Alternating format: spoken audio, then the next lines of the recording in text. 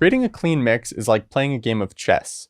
Every move you make has repercussions that can either move you closer or further away from your end goal. Chess masters don't just plan one move at a time, they take into account the vast combination of moves they're going to make after their first one to beat their opponent. Skilled mixing engineers work in the same way. They'll listen to a mix and they'll then plot out all the moves they're going to make to finish a mix. Some engineers take mental notes, but a lot of them write down what needs to get done. Not only does this help keep your thoughts organized, but it also creates a goal to work towards step by step. If you do client work, providing the client with a summary of the work you'll be doing is good practice.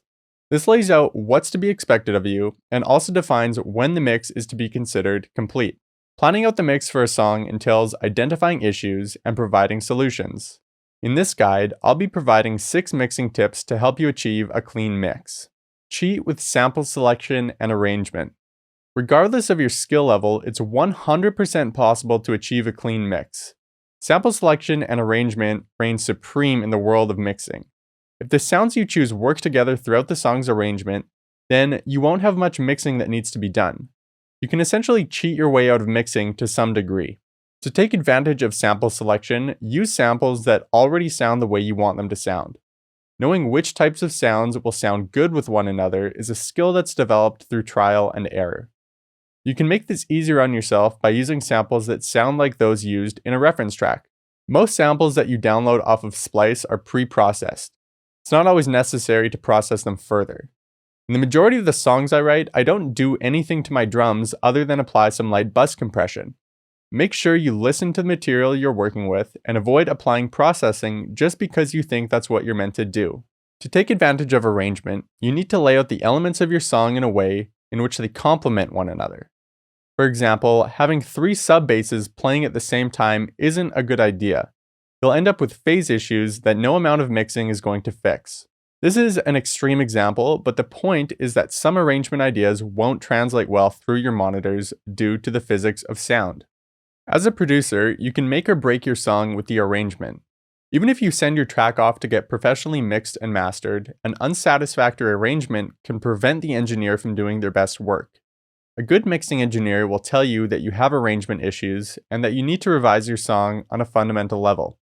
The benefit of having a deep understanding of mixing techniques is that it opens up your creative options. Instead of relying on pre-processed sounds, you can use sounds you've recorded yourself or sounds you've downloaded that require additional processing. Record like there's no mixing. It's a lot easier to swap out a microphone or move its position than it is to treat a recording that doesn't sound good. Vocals are notorious for causing issues if the performance or recording isn't of significant quality. Instead of spending 15 hours processing horrendous vocals for your project, get your vocalist back in the studio to re-record or use a different vocalist. This will save you so much time. Not only does the vocalist's performance need to be exceptional, but you also need to be capable of recording the performance correctly. Vocals should sound great before you apply processing to them, and amazing after you've applied processing. If you're still unsure of how to record and process vocals, check out the 13-step vocal production workflow on the Black Ghost Audio blog for a step-by-step walkthrough. Set your track levels properly. At this point, you're using a cohesive selection of quality samples and the track's arrangement is flawless. The only issue now is that your levels are all whacked out and you have no idea how to set them correctly. Generally speaking, you want the prominent elements of your song up front and center and the less critical elements tucked behind them. Keep in mind that this does vary from genre to genre and personal taste comes into play as well. I recommend picking up a copy of The Art of Mixing, a Visual Guide. It has excellent visual references for different genres that will help you set track levels and place elements within your stereo field correctly. The reason your song isn't as loud as other songs is because its overall dynamic range is too large. This will prevent you from achieving loudness at a mastering level. If your goal is to create a mix that has a tight overall dynamic range, you need to be able to hear small differences in amplitude. The average person can hear a 3 decibel change in amplitude. Professional mixing engineers can hear changes of less than 0.5 decibels. Because of this, professional mixing engineers are going to be able to create very tight mixes. If setting the levels of your mix is proving to be a challenge, consider using pink noise to set track levels. You can check out our pink noise mixing guide on the Black Ghost Audio blog to see how this is done. Learn your tools. Your mixing tools are the devices you'll use to provide solutions to problems. Up until this point, you haven't had any issues because you've been diligent about using quality samples, arranging your track, and setting your levels.